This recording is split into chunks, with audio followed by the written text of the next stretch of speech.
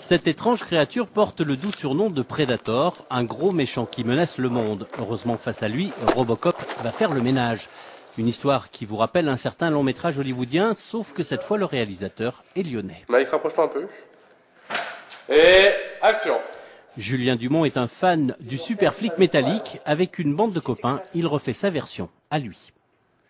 C'est tout du système D, là, pardon, sur la scène de la cage, on a dû récupérer un peu tout ce qu'on trouvait dans l'usine, on a refait des pièces exprès, mais on se débrouille vraiment, on récupère des pièces, on les réadapte, même pour le tournage, on fabrique en ce moment un travelling, on a fait une grue aussi avec qu'on a avec du matériel acheté à Castour, enfin c'est vraiment tout du bidouillage.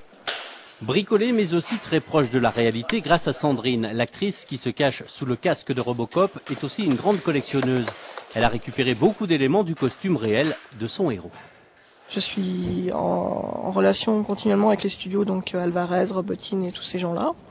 Et donc ça me permet de récupérer par exemple des pièces originales comme celle-ci qui est Screen Z, props de Peter Wheeler qui a servi dans le film du 1.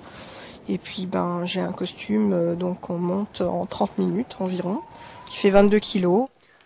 Toute l'équipe était ce week-end sur le plateau dans cette usine désaffectée près de Grenoble. Fan de la première heure, il se transforme en comédien, le sourire aux lèvres.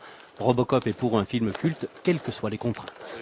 C'est impressionnant, il faut surtout trouver l'état d'esprit, la gestuelle, et puis savoir ce que ça implique aussi, quoi, c'est-à-dire être un peu un sauvage, quoi.